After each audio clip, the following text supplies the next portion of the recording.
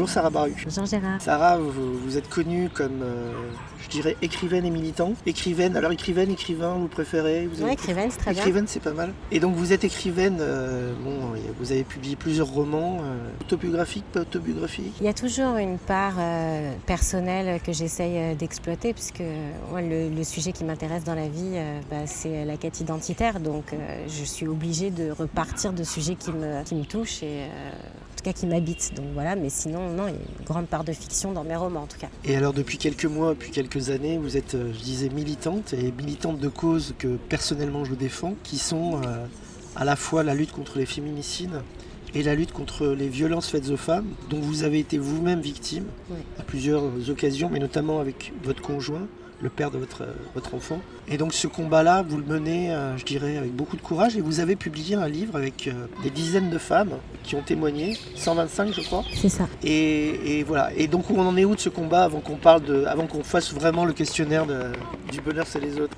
Oui, alors 125 personnels. C'est un livre écrit à 1000 mains.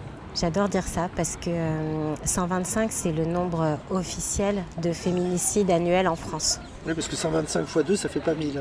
Non, je sais, mais comme j'ai retrouvé 125 familles, que j'ai interrogé toutes les familles, parfois plusieurs, qu'à chaque fois il y avait les mortes dont on parlait et ensuite les écrivaines. Alors on est au but de Chaumont. Il y a des cris, il y a des enfants, etc. Mais c'est génial, c'est la vie. C'est ce qu'on a cherché, c'est ce qu'on a cherché à faire. Ouais. Donc aujourd'hui, j'ai créé l'association 125 et après, puisque le livre s'appelait 125 et des milliers. Et durant 3 ans où j'ai mené cette enquête, je me suis évidemment rendu compte de beaucoup de trous dans la raquette, comme on appelle ça. On accompagne au quotidien à peu près 120 victimes. Mais surtout, le cœur de notre association, c'est de faire de la prévention dans les entreprises et de trouver des solutions très pragmatiques. Les entreprises, les écoles, les gendarmeries, etc. Mais de trouver des solutions très pragmatiques comme d'écrire un test pour savoir si on est victime ou pas, comme de créer un sac pour s'enfuir, pour pouvoir faire comprendre aux femmes qu'est-ce qu'il ne faut surtout pas oublier quand on décide de partir de chez soi, etc. etc. Et vous estimez qu'il y a déjà des progrès en termes de réponse des pouvoirs publics ou on en est très loin encore du compte? Moi, en fait, je ne me situe pas du tout dans une attente des pouvoirs publics. C'est-à-dire, je crois véritablement que l'État ne peut pas tout, qu'aujourd'hui, la situation en France et dans le monde, elle est extrêmement compliquée et je ne sais pas dire s'il faut donner plus à la recherche contre le cancer ou contre les violences faites aux femmes. Et je ne veux surtout pas avoir à choisir là-dedans. Donc, je préfère aller chercher l'argent où il y en a, c'est-à-dire dans les grandes entreprises. Je préfère justement ne pas être dans ce rapport à l'État. Moi, je n'ai aucune subvention et j'en cherche pas spécialement. J'essaye de sensibiliser la société civile parce que de toute façon, c'est un problème de l'intime, c'est un problème sociétal. Donc l'État, encore une fois, c'est nos institutions, etc. Mais l'État n'est pas au quotidien dans la vie des femmes. Pourquoi j'interviens en entreprise? Parce que par exemple, on sait qu'en Europe et en France, 62% des femmes qui portent plainte pour violence sont salariées. Donc en fait, si on enlève les étudiantes et les retraitées, ça veut dire que l'immense majorité des victimes de violences conjugales sont dans l'entreprise. Et c'est le seul endroit souvent où elles ne sont pas surveillées par leurs compagnons, où elles ont la possibilité de travailler sur elles-mêmes, sur l'estime qu'elles se portent, etc. Donc en fait, si on ne fait pas de prévention là où elles sont et là où elles sont disponibles, vous pouvez faire la meilleure campagne du monde, si l'affiche elle est dans un commissariat où les femmes ne vont pas, ça ne sert à rien.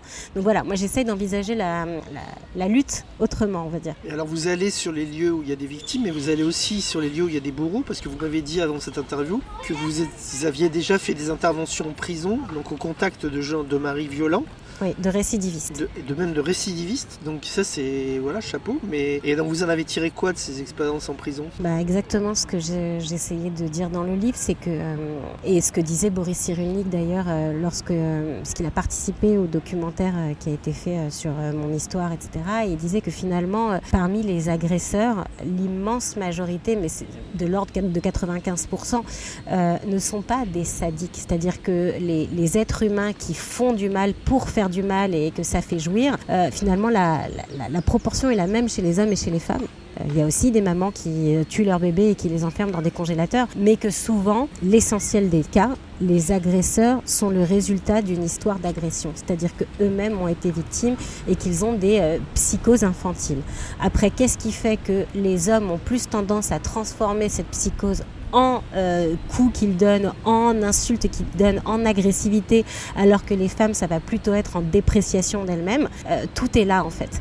Donc quand je vais en prison, je suis face à des petits garçons qui ont été blessés dans leur enfance, qui continuent de vivre ces blessures et qui ne se rendent même pas compte qu'ils sont blessés. Et c'est pas une manière de les excuser. C'est-à-dire qu'on n'est pas responsable d'être malade, on est responsable de ne pas se soigner. Mais c'est juste déplacer le débat. Il ne s'agit pas de dire les messieurs sont des méchants et les femmes sont des pauvres victimes. Il y a des femmes victimes qui sont insupportables et il y a des hommes agresseurs qui sont totalement démunis. Et le contraire est vrai.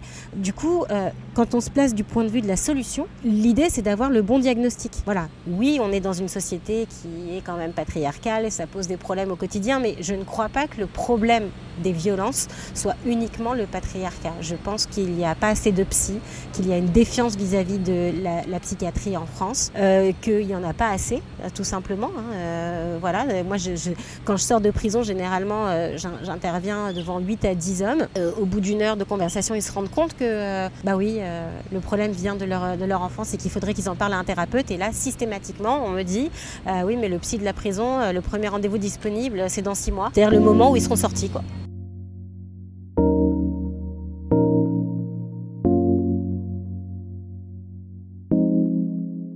C'est quoi pour vous le bonheur? Comment vous définiriez le bonheur? Et j'ai envie de vous dire, est-ce que ça vous parle l'expression « le bonheur c'est les autres » ? Alors, le bonheur, j'y crois pas des masses, en vrai. Je pense que c'est une pression qu'on se met et je suis plutôt partisane de la quête de la joie. Voilà. Je crois que la joie, c'est une sorte de matière qu'on a en nous, qu'on peut travailler, que c'est une attitude. Et que le bonheur, c'est une sorte d'idéal vers lequel toute la société nous pousse à tendre et qu'on n'atteint jamais, puisque par définition, le bonheur est instable. On a des instants de bonheur, on ne vit pas le bonheur. Donc oui, j'irais plus dans le sens que la joie, c'est les autres. Vous faites partie de ces interviewés qui effectivement font un distinguo entre joie et bonheur et qui considéraient que la joie est atteignable alors que le bonheur est un objectif inatteignable ou disons très difficile à atteindre. Vous êtes un peu sur un mode Gainsbourg, fuir le bonheur de peur qu'il ne se sauve. Ah alors, complètement, mais d'ailleurs je suis terrorisée. Moi, les moments où je suis véritablement heureuse dans la vie, où j'ai ce que j'ai, je me dis qu'est-ce qui va me tomber sur la gueule, quoi. Ça me terrorise en fait le bonheur. Mais voilà.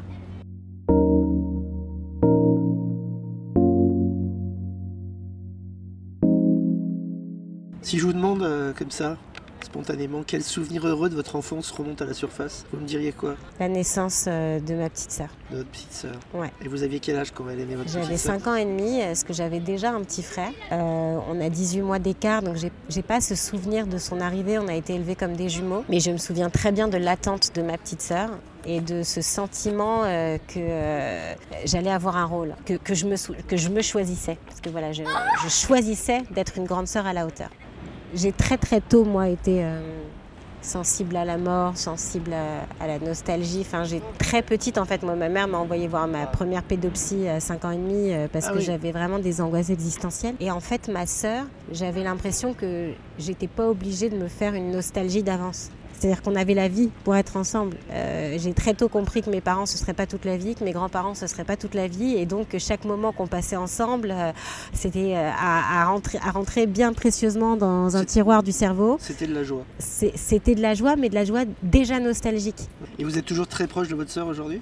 Ouais, ça dépend des périodes, comme deux femmes qui ont des vies différentes, des conceptions différentes. Mais ça reste ma sœur, on est très proches. Ouais.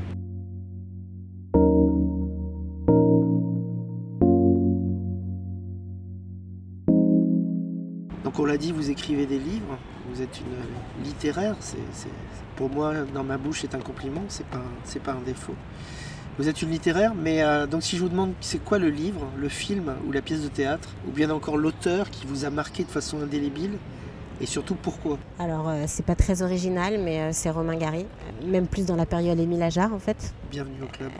J'ai eu accès, les livres m'ont toujours fascinée. Moi j'ai un grand-père qui était peut-être la personne dont j'étais le plus proche, enfant, qui n'a pas pu aller à l'école parce que ses parents ne parlaient pas français, etc. et qui s'est fait tout seul. Et il lisait énormément. Bref, il aimait les grands auteurs, etc. Et ça m'a toujours énormément complexée. Et puis un jour, j'ai découvert Romain Gary et je me suis dit, ah mais on peut parler comme ça. On peut mettre son cœur à nu et toucher quand même. On peut faire des blagues sur des sujets pas drôles. On peut raconter toute la misère tout en gonflant le cœur des gens qui lisent. Et j'ai eu l'impression de trouver un papa de littérature, un grand frère, un ami. Et c'est pas du tout une anecdote, je le raconte assez régulièrement. Pendant 10 ans, mais vraiment 10 ans, j'avais toujours sur moi un exemplaire de La vie devant soi, toujours dans mon sac. Et vous avez un point commun avec lui, en tant qu'écrivaine, c'est que vous êtes à la fois écrivaine et militant. C'est-à-dire, en fait, vous vivez aussi des choses qui nourrissent vos romans et inversement. Romain Gary, c'était pas qu'un écrivain. Il a été ambassadeur, il a lutté avec les Alliés. Il a fait la guerre. Il a fait la guerre. Je ne sais pas si vous avez par contre le même lien à votre mère que lui pouvait avoir, parce que dans La promesse de l'aube, c'est quand même assez gratiné. Moi, je partage ce goût immodéré pour Romain Gary.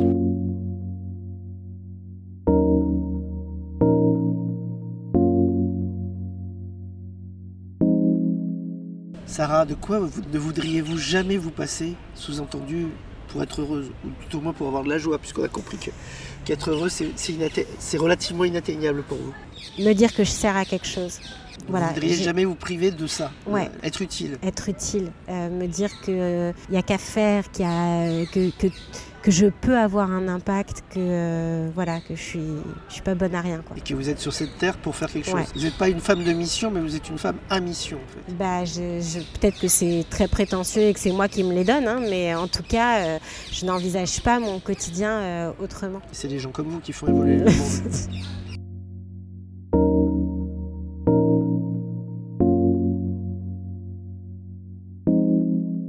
C'est quoi votre mot préféré de la langue française? Ou alors le mot auquel vous pensez là, on est sur un banc au but de Chaumont. À quel mot vous pensez ou quel mot vous préférez dans la langue française? La lumière. Lumière. Et alors, expliquez-nous un peu. Ça évoque quoi pour vous, lumière? La lumière, c'est plein de choses. Déjà, je pense que je suis assez spirituelle aussi et je pense qu'on passe notre vie à chercher la lumière. Tous les récits qui parlent de la mort parlent d'une lumière libératrice, que la vie ne cesse de placer des ténèbres au-dessus de nous et que moi, le sens, c'est toujours chercher la lumière.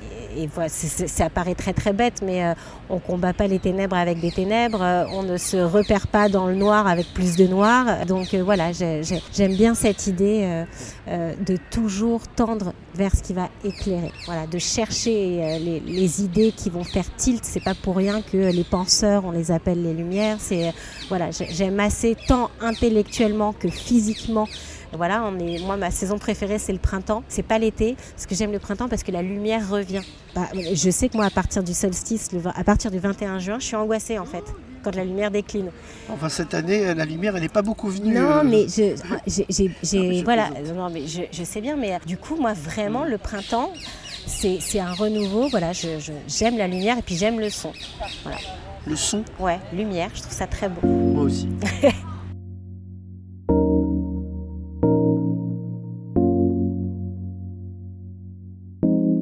Alors, je connais un peu la réponse, parce que vous l'avez évoqué déjà, mais est-ce que vous doutez souvent dans l'existence? Et si oui, est-ce que vous doutez plutôt de vous ou plutôt des autres? Compliqué comme question pour quelqu'un comme vous. Ouais, je suis un doute sur pattes. Et tant mieux, parce que je crois qu'on est dans le vrai que lorsqu'on doute. La vie, enfin voilà, ma grande trouille, c'est de devenir une vieille avec des idées arrêtées et des certitudes. Ça n'existe pas, les certitudes. Une fois, comme ça, je devais faire de la rééducation et j'étais chez un kiné.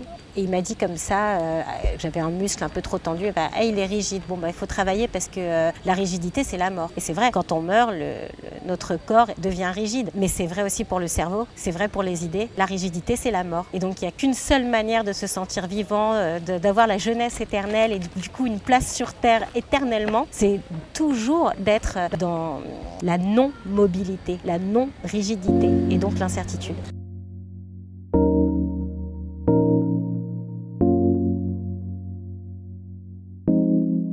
Pour quel défaut de vos contemporains vous avez le plus d'indulgence?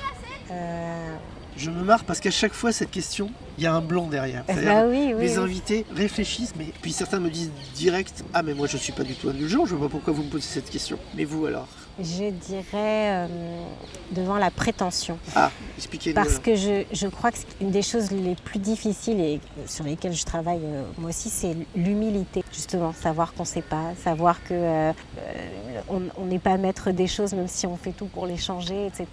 Et que souvent, on arrive à un certain degré d'humilité quand on a travaillé sur soi et qu'on n'a plus besoin d'être rassuré. Et que souvent, les gens prétentieux sont en fait des personnes qui se raccrochent à pas grand-chose, qui ont besoin d'afficher une forme de... Enfin voilà, qui ont besoin de faire comme s'ils maîtrisaient quelque chose alors qu'en fait, personne ne maîtrise rien. Donc voilà, tout ce qui a attrait au manque d'humilité m'émeut un peu parce que je me dis, bon, il y a encore un peu de chemin à faire, c'est cool. Et vous diriez que ça cache en fait une profonde faille narcissique, c'est-à-dire les gens qui sont prétentieux, qui se la jouent comme on dit, ou qui se la pètent comme on dit plus vulgairement, c'est des gens qui à la base ont un problème narcissique, on va dire. Ah ben, faut tout de suite leur demander comment ça va avec papa et maman, quoi, déjà de base. Appelez Monsieur Freud. Voilà, c'est ça.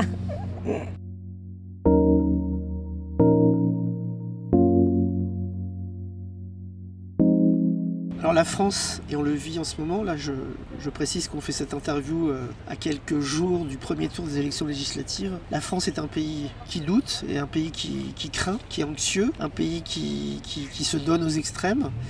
Et c'est un pays pessimiste. C'est un pays pessimiste. On est le 3e pays le plus pessimiste du monde, alors que voilà, il y a des pays bien plus dangereux et bien plus compliqués que la France, pauvres, etc. Et donc déjà vous, malgré tout ce que vous avez vécu dans votre vie, vous vous rangez quand même dans la catégorie des optimistes. Et qu'est-ce qui vous rend optimiste pour l'avenir? J'ai une foi profonde dans l'être humain et en la vie. Voilà, tout simplement.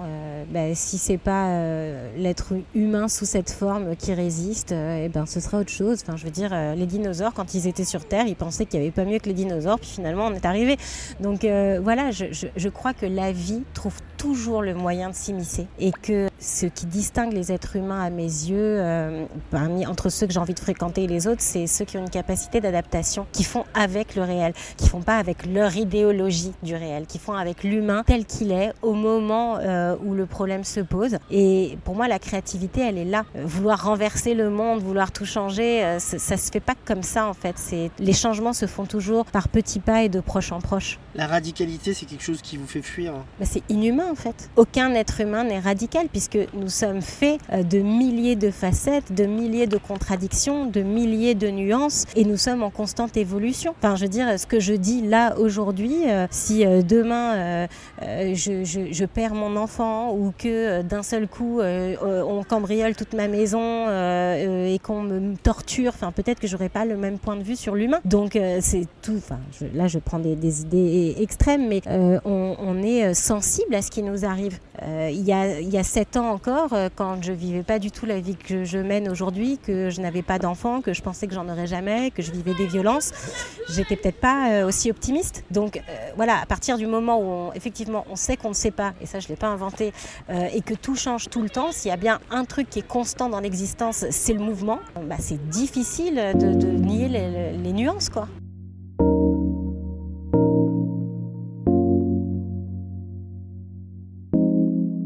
Sarah, qu'est-ce qu'on peut vous souhaiter pour les prochaines semaines et les prochains mois? À titre personnel, évidemment.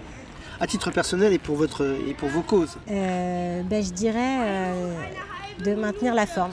Je dirais de retrouver des regains d'énergie. C'est pas facile d'être à énergie constante et parfois, moi, ça se fait à la lecture d'un livre, la rencontre avec quelqu'un où d'un seul coup, je me dis « Ah non mais pour ce genre d'échange, il faut que je m'y remette, etc. » Donc, de trouver sans cesse des raisons de me réénergiser. Un des éléments que vous venez d'évoquer, c'est de rencontrer des autres. On se rencontre pour la première fois aujourd'hui. Voilà. J'espère qu'on s'est donné mutuellement de l'énergie. Et on vous remercie, Sarah, d'avoir été parmi nos témoins. Et on vous rappelle, le bonheur, c'est les autres. Je suis d'accord. Merci, Gérard. Merci, Sarah.